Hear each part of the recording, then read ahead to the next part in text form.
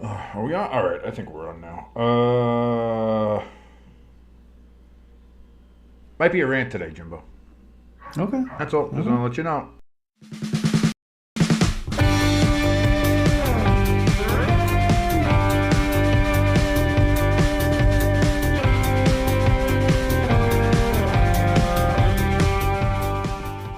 And welcome everybody to the Friday forecast, the Stay Tuned Sports picks and prediction show that we do every single Friday. My name is King. That's your good friend Jimbo right over there. Thank you for joining us, if indeed you are joining us, and if you are, thank you so very much. By the way, if you can give us a like, you can give us a. Oh wait, did I screw this up? Hold on. Yeah, you can give us a like, a subscribe, share us around too. We're on the road to 300 when it comes to the subscribers. And again, all your support does help us out, and we do appreciate all that you do. Hold on, I'm actually getting that link in there, and I think I accidentally hit, instead of pin, I hit remove, which is not what I wanted to do. But the links are now in the chat. Chat's open if you want to come in, say hi, say hello, say how you're doing. Again, those links are also in the description below this. Before we get to our picks and predictions that we do, like I said, every Friday here on the Friday forecast. A bit of news, Jimbo. Yeah, we got Today. snow. I know well, you got snow. We got rain here. We got rain, and apparently a hammer. giant fucking fire in Bayonne. My entire house was filled with like smoke. I couldn't breathe in here for like most of the day. There was a giant fire somewhere in town. Now I've said I've wanted to burn Bayonne to the ground, but not with me in it. I don't want that. Yeah. That's not what we're doing.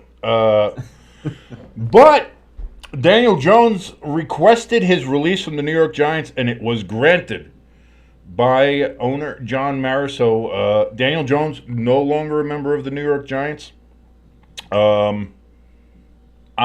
Before I speak, you as an Eagles fan, watching this fucking dumpster fire from afar as you have for the last 13 fucking years. Jimbo, what are your thoughts on the end of the Daniel Jones era, or as some people have been saying, error here in with the Giants? Well, first off, the fire that's going on in Bayonne, we know where it's coming from. It's coming from the Giants headquarters. It's the Giants. Yeah, it's the Giants. Or a dumpster fire. The smoke is coming all the way here now. Yes. Yeah. Just like you could fuck up a situation and just totally, just bobble and drop the ball. I don't know what words I could describe how the Giants and the front office, this is the front office, managed this whole thing. Like, okay, you're going into the season, you put all your chips on him over Saquon, fine. It's a gamble. That was a gamble. And now here we are, 11 weeks was when he basically got benched. After the 11th week is when he got benched. You knew your season was over. So by like week 6, 7, maybe 8, that's when you should have been like, you know what, this is not working out with Daniel. Let's go to Drew Lock or Tony DeVito. Tommy DeVito. Tommy DeVito. You were just using any random Italian's name, you racist. How dare you? And then to say, you're going to bench him, and then, in my opinion, slap him in the face by saying, hey, go play safety. You benched him because you don't want to pay him that injury settlement if he got hurt. Now, what would have happened if he got hurt during practice? You would have to pay him that. I've heard from other backup quarterbacks though to say that like that's not unusual. It's not unusual. It's not unusual for that to happen, where a second or third string quarterback would end up, playing, on the scout team basically as, a safety or a DB or something like that. Just doing that. And then the only other thing I'll add to is you knew you were going to move on from him even when he was still starting. Why didn't you trade him? Now you get jack shit. That was gonna be my question. My follow-up question to you was, do you feel that they should, no matter what it was, if they got a bag of balls, at least you get something if you trade him, because there's plenty of teams out there that we see now, that are need an emergency quarterback, a backup quarterback, something. So even if you get a 7th round conditional fucking pick or whatever the case is, and you can just trade him, get something for him if that was the direction you were going to go. And by all purposes, Brian Daboll had zero want of Daniel Jones on his team. I agree. I kind of agree with that as far as why did you do that for any of those other things. To hit on another point that you had made, the way the Giants organization, as you said, handled not just the entire situation between. See, here's the thing. I know I'm interrupting myself here with my own ADHD thoughts here.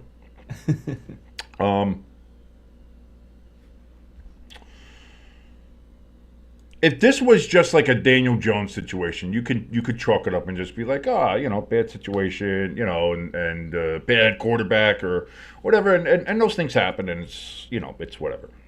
Yeah. But we've seen the Giants do this over and over and over and over and over again with player after player after player after player again. And Daniel Jones is just the latest in it. But look at how the Giants handled Saquon Barkley. And everybody's like, oh, well, we knew Saquon was great. And Saquon did play well for the Giants when he was healthy, when he was on the field. We can blame MetLife for that. We can blame Soldier Field's bad turf for that. We can blame the play calling or coaching or whatever else we want to do. He was good, but as I said, was he ever as good as he is on the Eagles right now? Fuck to the no. Never was. Saquon Barkley was never as impactful for the Giants as he is right now on the Eagles. And I always bring this up. His best game in his entire career at MetLife Stadium, the home stadium that he played at for 6 years, his best game was his first game there as a Philadelphia Eagle. That tells you a lot about the New York Giants. Organizationally, coaching-wise, everything like that. That tells you from top to bottom everything you need to know. Right there. And it doesn't stop there. Like, again, that's the Daniel Jones and Saquon Barkley situations are only the most recent ones when it comes to the New York Giants. I go back to OBJ. We can go all the way back to OBJ. Now, OBJ was, again, another LSU talent and what could have been a generational talent. But the Giants fuck him up. Yeah. There's zero doubt, and you can ask anybody else out there, if Odell Beckham was on any other team early on in his career, we're talking about him like we're talking about like automatic first ballot. Like automatic first ballot. Maybe he has even a couple more rings. Again, when he was with the Rams, he was an integral part in getting them into the Super Bowl. And he wasn't even top flight peak OBJ at that point. Yeah. And he was still that level of good. But the Giants fucked him up. And then things did. And then again, and it's another thing. Things didn't work out. Oh, he's a little this. Oh, he's a little that. Oh, maybe he's not. Oh, we don't see too much future with him here. Let's ship him off to Cleveland. Let's ship him off. They've done this with so many people. They've done this with so many players. I think about my poor Xavier McKinney. The only good player we had in the secondary. Yeah. Let's face facts. And again, that's another case of just let him go. We didn't trade him. We knew he was going to ask for a bigger salary in the offseason. We're like, you know what? Just let him go. Just let him go for nothing. Didn't trade him last year, knowing that might have been the case or doing anything like that. No, trade him. Just trade him. We're just gonna let him go. Nope, get nothing for him. What's he doing in Green Bay other than fucking killing it in the Green Bay secondary? I had brought up other ones, and now my mind is. Me personally, I could say the Eli Manning at the end of his career there, where he was going to break the the record, and they said, no, you're gonna sit. Yeah, and then they sat him and started Tyrod Taylor out of nowhere, didn't do anything, and then started him the next week. And it was like, why? What was the point of that other than as a fuck you? Again, organizationally, the Giants are, they're a mess. And I feel, and the thing, one of the things that bothered me, and it was from somebody who I know a lot of people out there actually say he's one of the a great analytical sports mind out there. He's another YouTuber. I'm not doing this and I'm not even going to try to name drop him because I don't want to. I don't want drama. I'm not here to. I'm not attacking him because from what I understand, he usually has a very good analytical mind and looking at things from a good perspective and making judgments like that. But this particular YouTuber put out a tweet today talking about how Daniel Jones, all he ever did was make derp faces. He fleeced the Giants, and he rode on Saquon's coattails in 2022 to get the contract that he had now. And that struck me as maybe one of the dumbest and most ignorant fucking comments I've ever seen somebody on the Daniel Jones situation. And that's somebody who you clearly know, again, he's a Pittsburgh guy, so all he does is watch the fucking Steelers. And maybe he's still emotional over last night and how the Steelers lost to the Browns. Maybe that's what it is. So I'll chalk it up to that. Maybe that's what it is as well. And so he just had to take his frustration out on something that just happened to be Daniel Jones.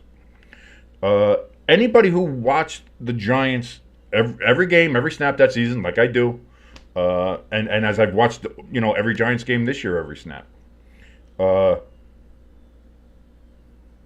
Trying to say that Daniel Jones was riding on Saquon's coattails for that season, and that's how they got, well, Daniel Jones was the one that drugged the Giants to that fucking playoff game.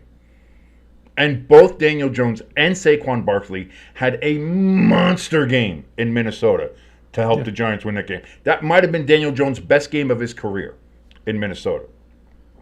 And to sit there and say, all he does is make derp faces and he rode Saquon's coattails.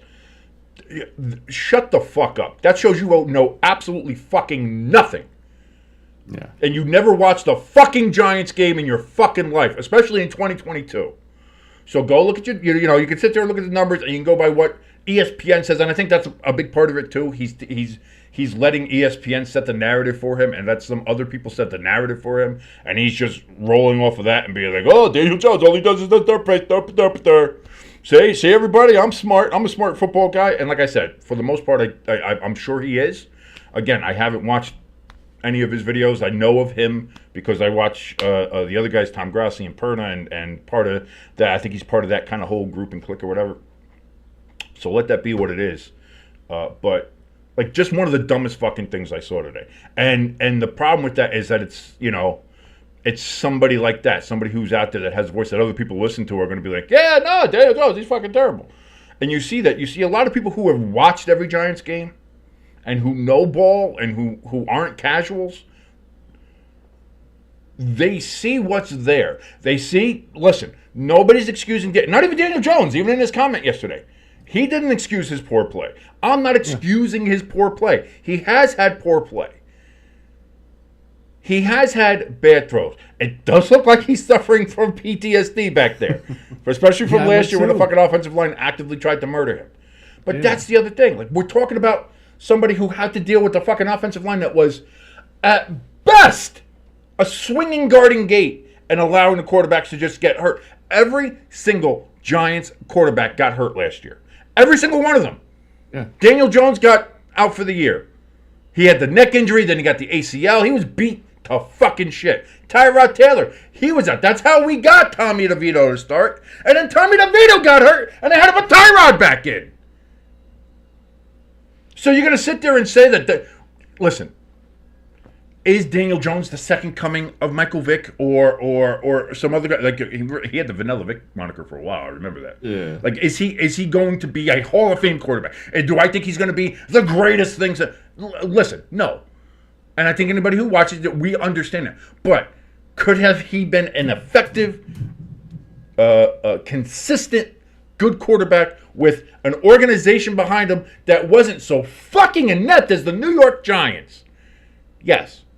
And again, it's not just Daniel Jones. And it's not just Saquon Barkley. Look at the Giants for the last 13 fucking years. And you see it. Look how they handled getting rid of Tom Coughlin. Yeah. That man won you 2 Super Bowls against the New England Patriots. One of the times they were unfucking defeated. Gave you maybe one of the most memorable Super Bowl moments in fucking history. And you treated him like a bag of fucking dirt to the point where he doesn't talk to Mara anymore. I don't know if anybody remembers in the press conference when he left, and Mara went to go shake his hand, and he walked right fucking by him. Oh, I didn't see that. Yeah. And to this day, like I think I look around Tom Coughlin's office when he does like some of the interviews. You see him on some other podcast or shows, or they'll have him on there to talk. You don't see anything. Now again, I think he did part of the Giants' 100th anniversary stuff, so maybe there's some good graces coming back there, or they're trying to make overtures, or maybe he's just doing it because he is such a big part of Giants history, winning 2 Super Bowls.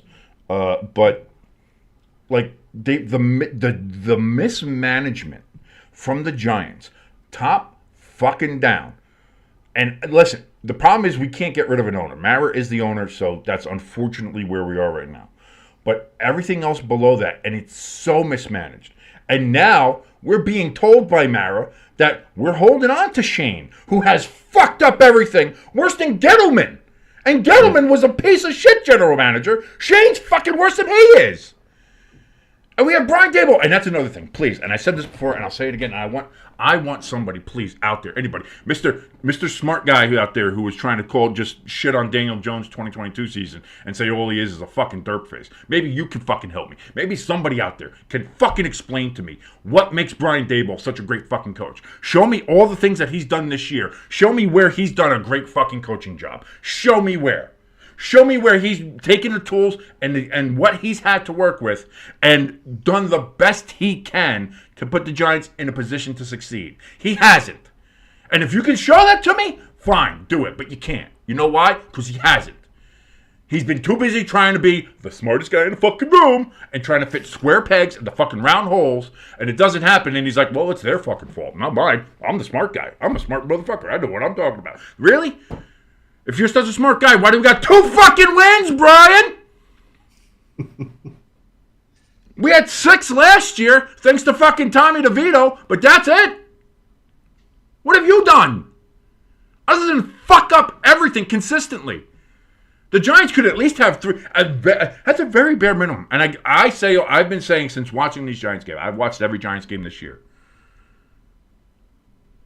In my estimation, there's been 5 games that Brian Daboll has cost us because of his decision making and because of his play calling. 5. Now that's me. Now so let's erase all of that. Let's just say I'm fucking wrong about everything. That's not the case.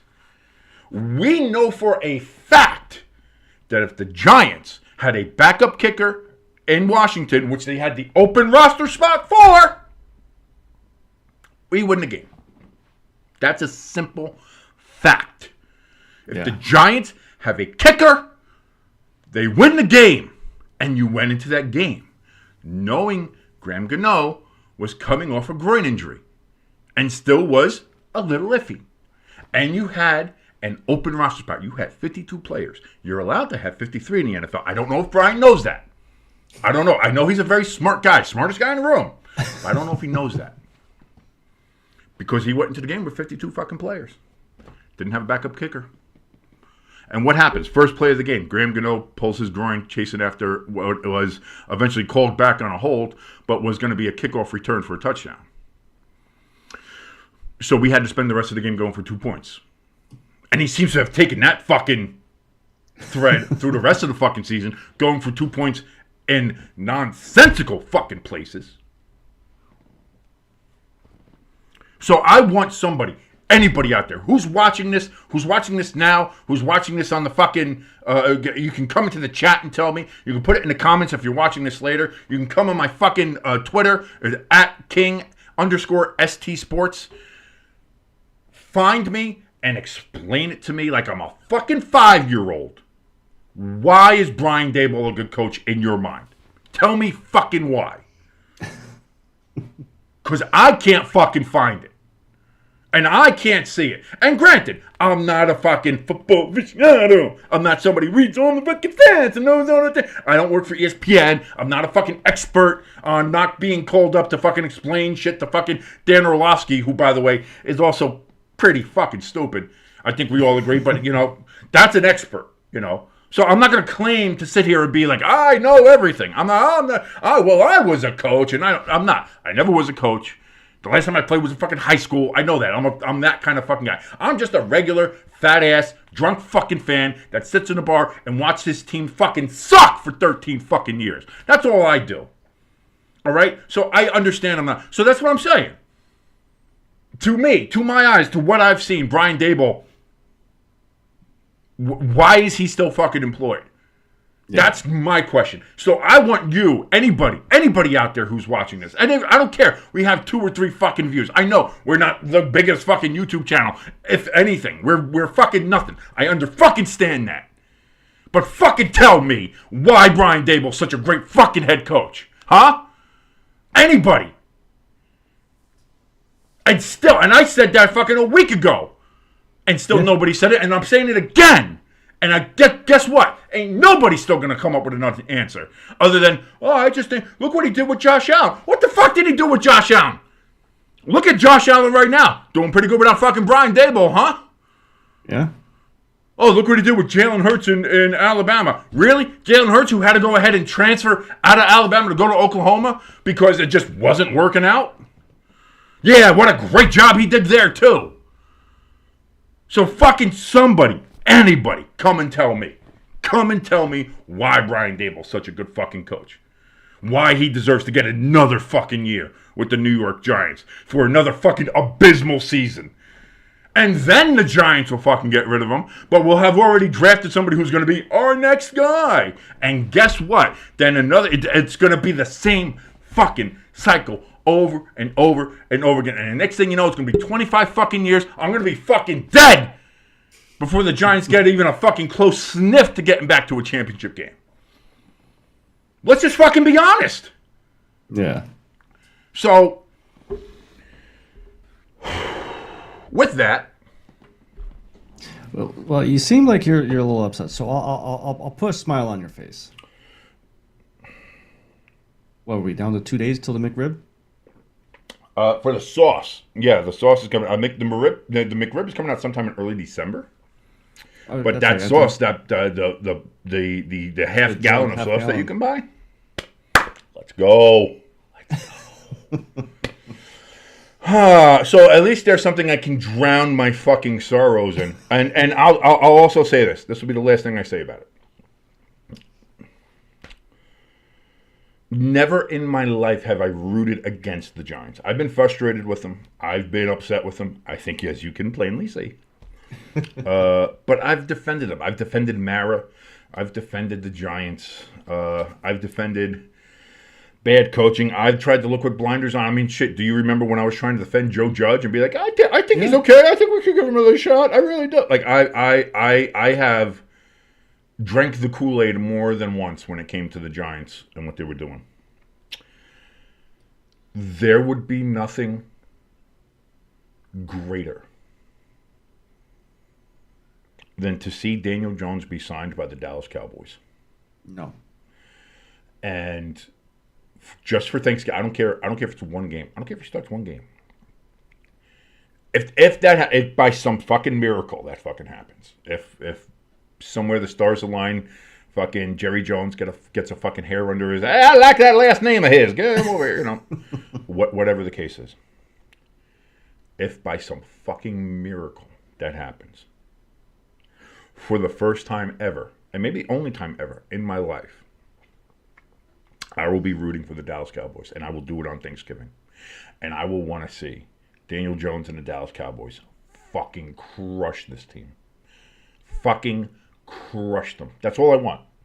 Honestly, if there's one Christmas wish I have right now, is for that. Daniel Jones on a short week,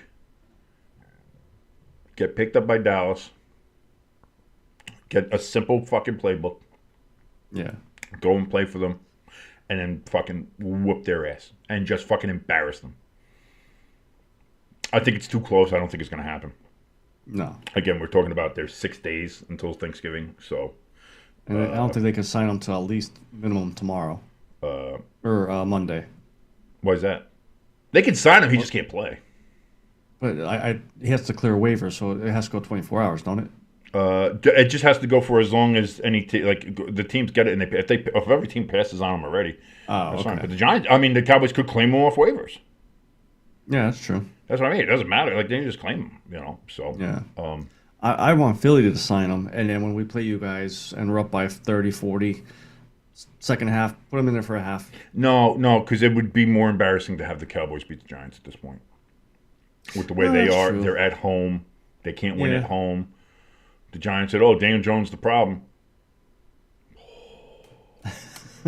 I won't root for. I'll say this: I won't root for the Cowboys. I would. But I will be rooting for Daniel. I would 100% root for the Cowboys, and I say that knowing that I'm a lifelong Giants fan. I have hated the Cowboys my entire life. The only time I ever have a confliction is when they play the Eagles, because it's like I'd rather the meteor hit. But I'm not even joking. I'm not even lying.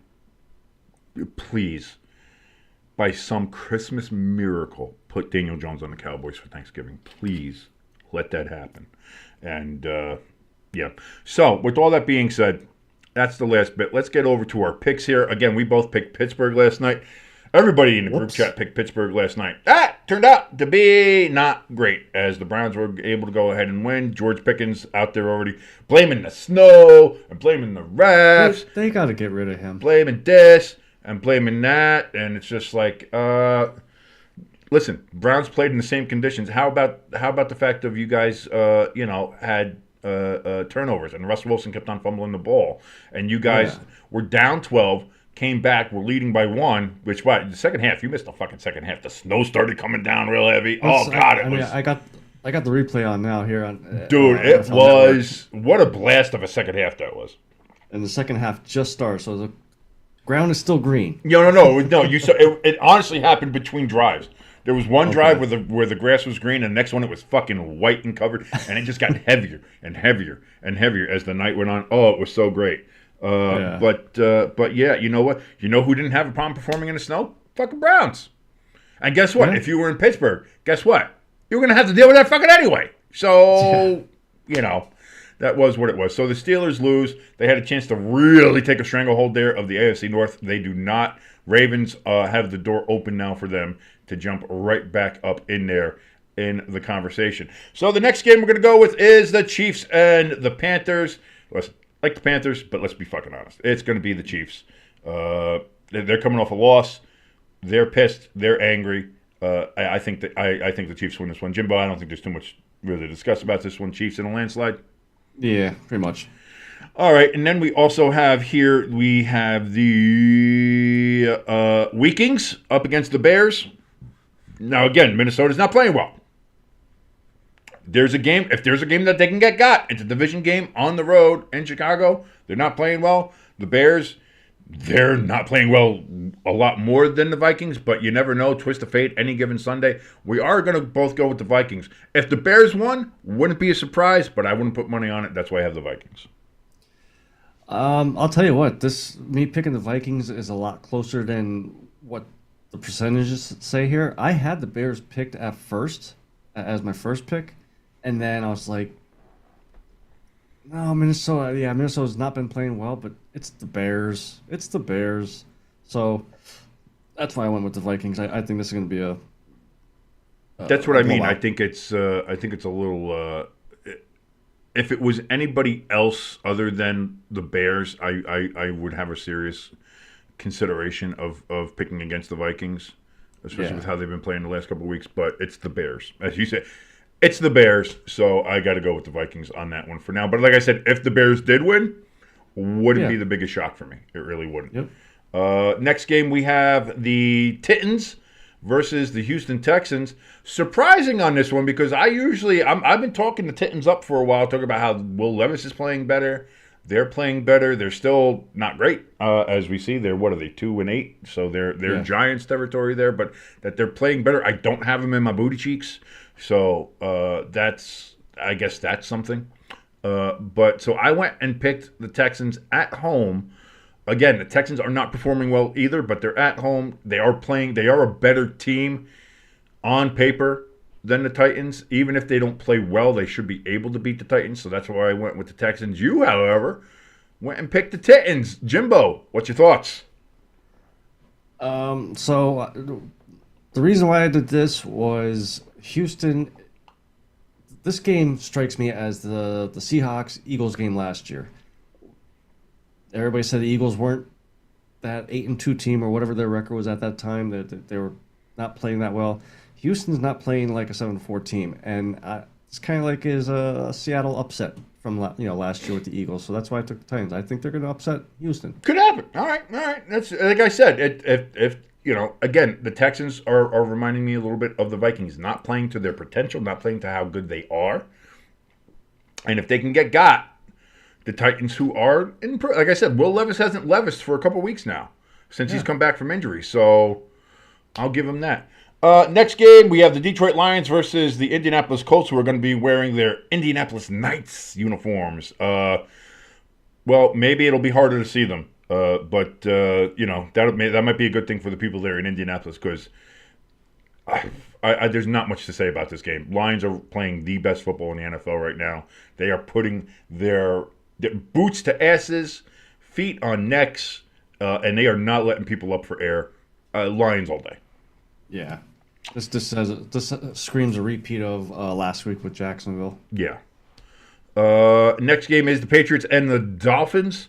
Again, I've been on the Patriots for a little bit. Picked them in the last couple games. Got one of the upsets. Didn't get another one. Not really an upset when they beat the Bears, but I thought they could beat them, and they did. Last week, I thought they could beat the Rams. Played a very good game. Was very close with the Rams, but they did end up losing. So I'm usually on them. I think they're good. I think they can beat the Dolphins, but the Dolphins, that still came back, have been playing a lot better. They've got, 2 straight wins now. After Tua came back, he had 2 straight losses on those last-second field goals. So the Dolphins are getting a little bit momentum here. They're at home. The Patriots, for as good as Drake May has played, the rest of the team is still not great. So that's why I'm going with the Dolphins on this one. I think just the power of Tua, right now, is helping the Dolphins and keeping them in the playoff race. So I'll go with Miami. Jimbo, I see you have the same. What's your thoughts? I mean, pretty much the same. The Patriots, all they have is Drake May, and Dolphins have been playing better.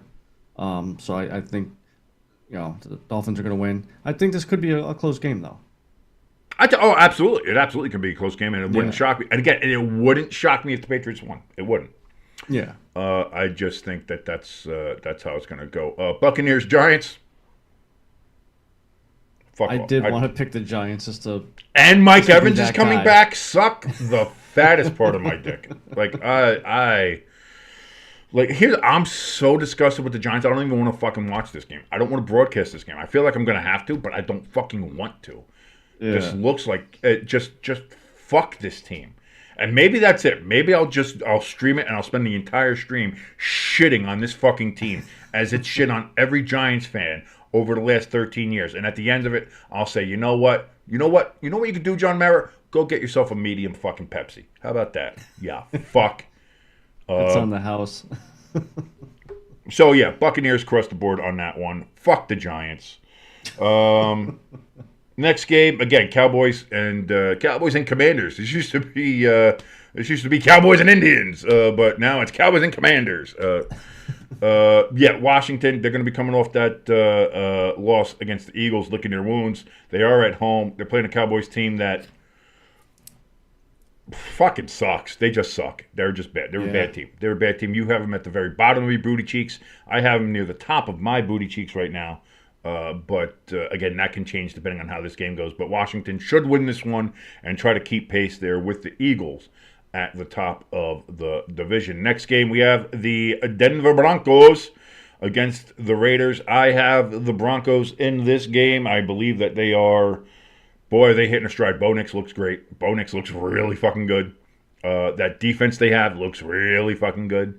Sutton looks good. Like the Broncos are all of a sudden heading on all cylinders. They have a good coach, unlike some other teams I could fucking mention. I don't know. Nobody knows. There's some teams out there that could really use a good fucking coach right now. What's your belly? Just around the chest area for some reason. So in here, I don't know. All of a sudden, I've become allergic to maybe something on the chest area here. I'm not sure. Not sure what the fuck is happening. Haven't known. It's only been this way for 13 years. So who the fuck knows? You know. But yeah, so I got the Broncos over the Raiders, who I think are just a mess. This is going to be what is this their? Did they have a bye last week or the week before? I can't remember. Did they play last week? The Raiders. That's how in tune I am with it. I don't know. I think they had their bye week last week. Right. So this is going to be their first game with their new offensive coordinator and all that stuff to see if anything changes. Again, that's it. I'm not a Raiders fan, so I don't watch them every game. I don't know everything. So like the same thing. If I'm a Steelers fan, I don't watch every Giants game. So I don't know how I'm going ahead and making a comment and saying I know. Oh, this is how Daniel Jones has always been. When you're just looking at numbers and what ESPN fucking tells you, huh? Yeah. Go piss up a tree. Yeah, so I got the Broncos. You have the Broncos as well. Pretty much, I'm imagining it's around the same lines. Broncos playing well. Raiders, unfortunately, are the Raiders right now. Yeah, pretty much. Alrighty, so then we have the next game, and this one has the chance to be good. And boy, you want to talk about fucking time, maybe for both of these teams. Yeah. I'm not exactly sure. You have the Niners and you have the Packers. Niners making the trip to Lambeau. Not sure about Nick Bosa yet. I haven't seen too much on that because that was a major part of why Seattle was able to come back. Nick Bosa was out for the second half of that game with Seattle, and that's when Seattle scored all their fucking points. And were able to come back and beat the Niners. And now word is out there that Purdy didn't practice today, and his status is questionable right now going into the game on Sunday. I don't see how he doesn't play, but if there is something, maybe they hold him out. But they're in desperate mode. Like, they can't lose another game. No. The Niners can't lose another game. To be fair, the Packers, you don't want to fall too far behind the Lions. And then, again, with Minnesota playing a kind of a weak schedule, you know, if you lose and go a couple games behind Minnesota, even though I think Green Bay is right now, as we speak, a better team than Minnesota, you know, if Minnesota goes to 9-2 and then you're 8-4 or 7-4, like, that's going to be tough. That's bad. That's not great. So, again, I think it's a bit of a desperation game here for the Packers, too. Jordan Love has to start playing better. He's got the most interceptions in the NFL, I believe, currently right now. That's got to change. Yeah. Again, as we've seen him make a lot of... He's taken over the mantle from Will Levis for the Levising plays. So I still have the Packers winning this game because I think the Niners, again, the injuries are biting them right in the ass cheeks, and it's not great. And right now they're just not playing well, whether that's injuries, whether it's just subpar play, whether it's a little column A, a little column B, whatever it is, they are not playing well, and now they got to go on the road to what's going to be a very cold, could be snowy, Lambeau Field. Yeah, I got the Packers on this one. It's just amazing to me that before the season started, this was going to be like a game of the week type game, and here, like you said, it's a desperation game for both teams. Yeah.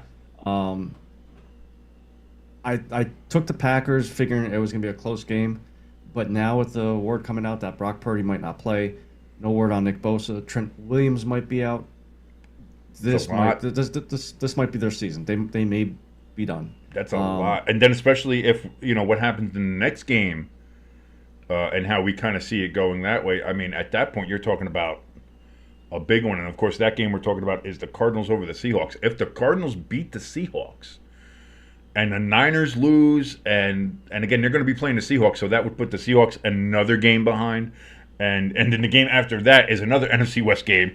And if that goes the way we look at it here, the Cardinals could be 2 games up on everybody. And in some cases, 3. Like, this could be the Cardinals' divisional win. They could start running away with this at this point. And who would have called that just a couple, 3 months ago? Who would have called that? Yeah. So that's it. We both have the Packers. We both have the Cardinals to beat Seattle up in Seattle. Seattle, again, they had that one kind of surprise game against Atlanta, which we're finding out is super inconsistent. They are inconsistent. And so is my way of saying incon-fucking-consistent. But,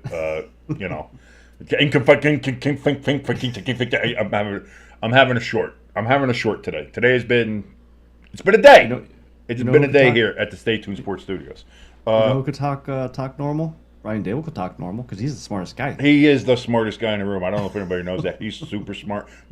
He doesn't try to fit square pegs into round holes or round pegs into square holes or star pegs into pentagonal holes. Like he knows. He's got the pulse on like that. Okay, not to go off on a rant. I know I But could get you. when Daniel Jones, like when they had benched him, and you saw all the other players come out and be like, I don't fucking get it. Dexter Lawrence on the defense came out and said, I don't fucking get it. Like, this guy is, I mean, we see him. We know him. We talk to him. We see him in the locker room every day. Like, we know this guy. We love this guy. We'll follow this guy in the battle any day. And not, like, we don't get it. We don't get it.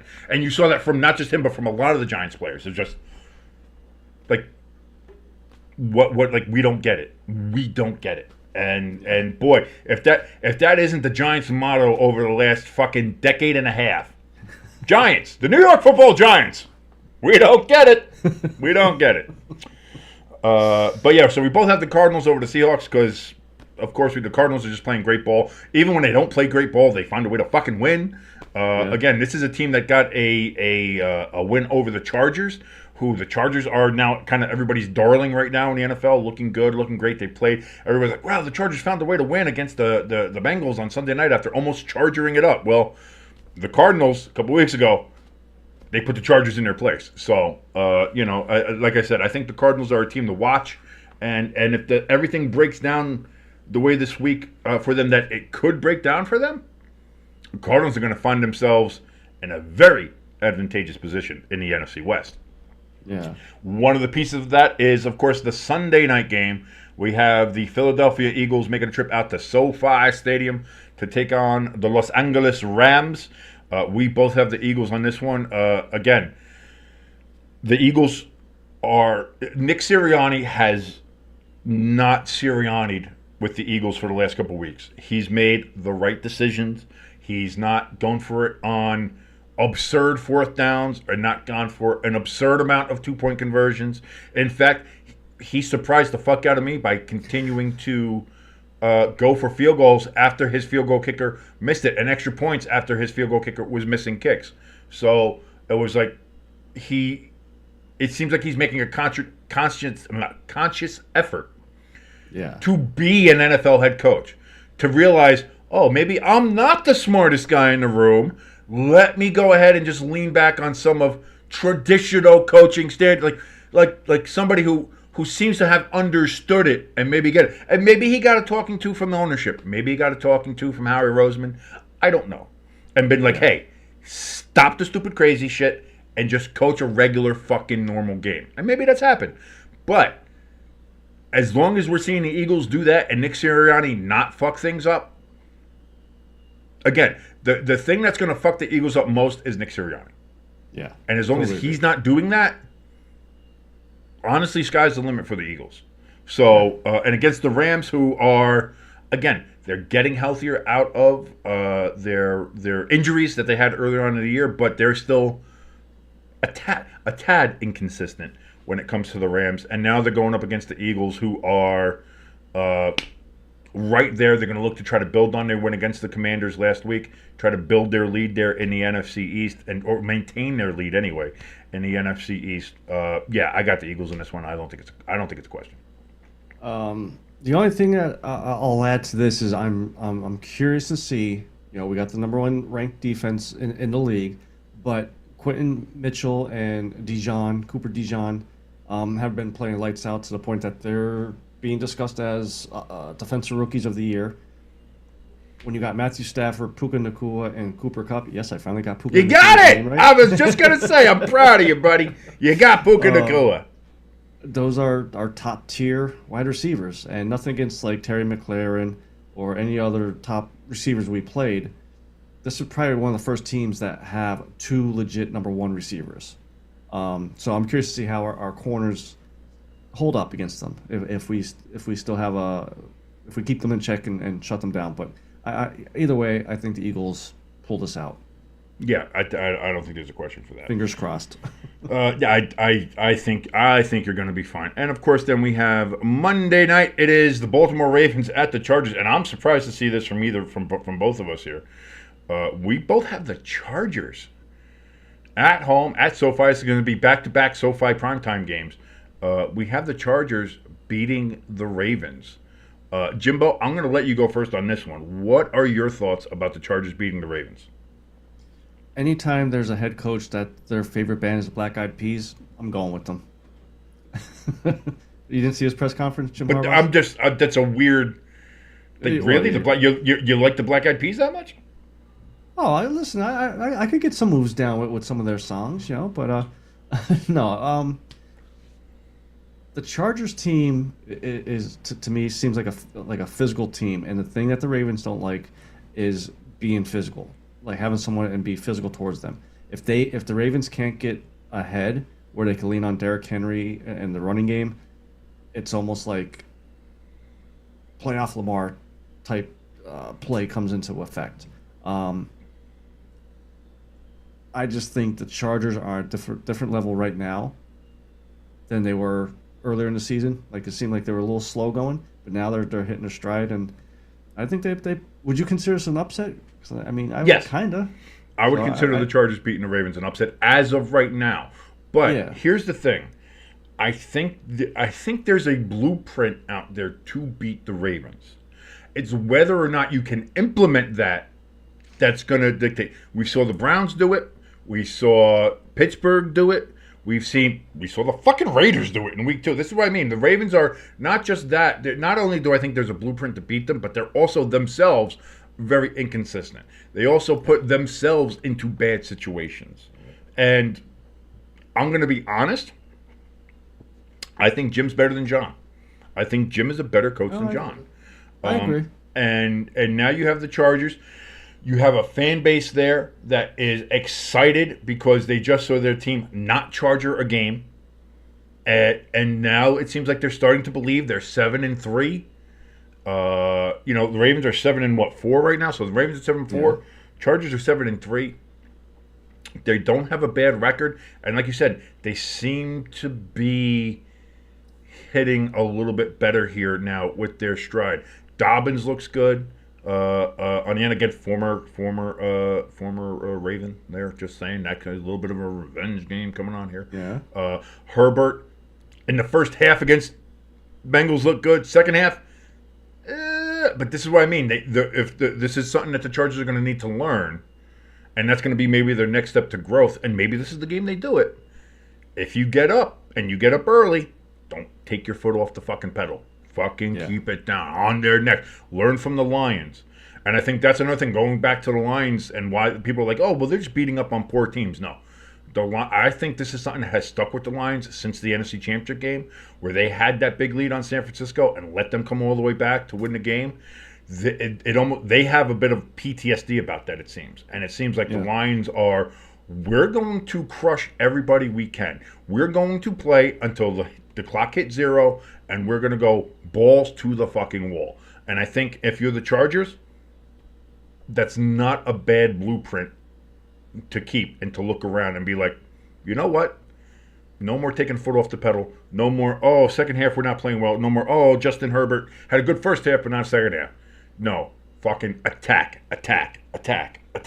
Keep it going. And this might be that type of game. And I think this is a close game. I think if the Ravens play their game that they can play, this will be a close game. If the Ravens get in their own fucking way again, this could get out of hand, actually, the other way. And I think the Chargers can do something. This is what I'm saying. I think this game is, if both teams play their best games, it's a close game.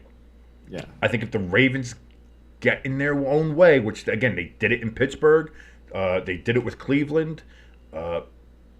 If that happens, then I think the Chargers could run away with this one. So that's why I have the Chargers here too. And again, only 34% is on the Chargers, But even that seems like it's a lot compared to the hype and the narrative that's behind the Ravens of, oh, Lamar's going to be an MVP again, and oh, Derrick Henry, he's great. And Derrick Henry is great. He's only one of 2 1,000-yard rushers so far in the NFL, the other one being Saquon.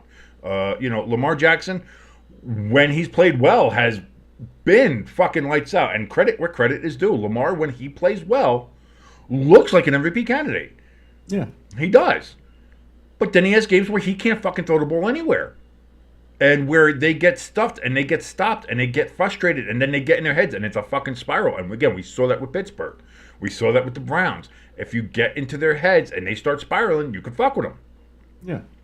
So I think that's what we're looking at there when it comes to that game. So there you go. That's our picks here and predictions for Week 12 here in the NFL. I don't know. I don't know what else to really say about what's going on, with I am so, again, I'm 43 years old. I'm an old fucking man. I get it. In my time of being a Giants fan, which is my whole life, I've watched Danny Cannell. I've watched Dave Brown. I've watched those years. I watched the Ray Handley years after Parcells left. There were good years, bad years, lean years. Jim Fossil's early years there with the Giants weren't great. He got us to a Super Bowl, which was really cool after that whole we won't lose another game. And sure enough, they fucking didn't. Went to the fucking Super Bowl. That was cool. The early years were Coughlin, where everybody wanted Coughlin gone, and then he won the Super Bowl against the undefeated team, and that whole mess and everything. I don't think I've ever been this disgusted. I was trying to find the right word. It's not disappointed. I've been disappointed before. That's fine, Yeah. I'm literally disgusted. I've been emotional with the disgust that I have in watching the Giants play and how they handle their organizational business, of how they coach, of how the general manager conducts himself, how they try to figure things out in free agency. And again, this might have been the biggest mistake that they did, is having the Hard Knocks off season there, because we actually got to see how the sausage is made there at the Quest Center in East Rutherford. And I got to tell you, guys, that show did no favors for you. No. Because all it did was show everybody how fucking inept, from top to bottom, that entire organization is. From owner down to coaches. Yeah. Top to bottom, the Giants are a mess, and it was put on full display for everybody to see. The scouts that the Giants have are fucking awful. Top to bottom. And like I said, seeing how they handled the Saquon situation, seeing how they've handled this Daniel Jones situation, and then that's it. You start thinking back to how they've handled all the other situations with all the other potentially great players that they've had in the past. The Giants are a place that is quickly becoming an NFL Siberia. If you're a free agent, you do not want to come here. If you're a college kid, you do not want to be drafted here. Like, if I'm Shedeur Sanders and Deion Sanders, if the Giants have a high enough pick, I'm saying we are not going there. Yeah. We will go. They're talking about going to the Raiders. And this is what you need to understand, is that Shedeur Sanders and Deion Sanders see the Las Vegas Raiders and Mark Davis as a better run organization than the New York Giants. And the Raiders are a fucking mess. Yep. So what does that make the Giants? A giant fucking mess. And that's where we are right now on November 22nd, 2024. Jimbo, it's been a fucking day. I'm going to go. I'm going to take a shower.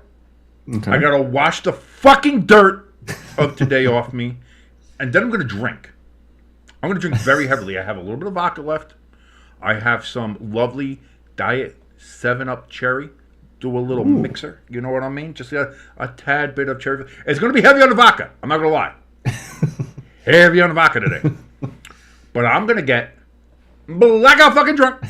And I'm going to forget that I am a Giants fan. And I have to watch them. Because tomorrow, these guys play, baby. I'm excited for that. We got a lot of good college football coming up tomorrow. I certainly hope everybody out there enjoys that. And of course, we will see you here on Sunday. I'm not sure which games we're going to do. I might have to do the fucking Giants game. But boy, if you guys really are, if you 1,000% are into football masochism, like sports masochism, just like watching somebody be fucking miserable and just lose his fucking mind watching a game, boy, if that's what happens, you want to tune in. You want to tune in. I may join you at 1 o'clock just to kind of keep it going. You might have to. No. You're going to need to temper me. Instead of being the guy that you and Hamster both poking me and trying to prod me to have a reaction, you might need to talk me down off the ledge. You might have to be like, "Whoa, buddy, whoa, are you okay? You all right?" Like this is where we're going to go. This is how it's going to be. But again, and again, none of this is meant as a slight to Tommy DeVito. Hey, Tommy! I love Tommy. He's a North Jersey kid. Great opportunity for him to, again, showcase himself out there. And again, maybe for him to get another job elsewhere. Get out of the Giants organization. Hey, maybe go to the Jets. They're looking for somebody. You know what I mean, Tommy? I'd like to see that for old Mr. DeVito. So again, none of this is a slight towards Tommy DeVito. I love the kid. I will be rooting for him and hope he does well. I would. Come on, Jerry. You've made enough fucking mistakes this year anyway. What's one more? Come on, Howie. What's one more? Sign my boy. He could be the next Nick And Foles. listen, I'll tell you this. Daniel Jones, better backup than fucking Pickett. Yes. I think that's a better backup right there. So anyway, we will see you on Sunday for whatever game we're fucking watching. And until then, my name is King. That is your good friend Jimbo. This has been the Friday Forecast. Have a great day, everybody. And goddamn, fuck the Giants.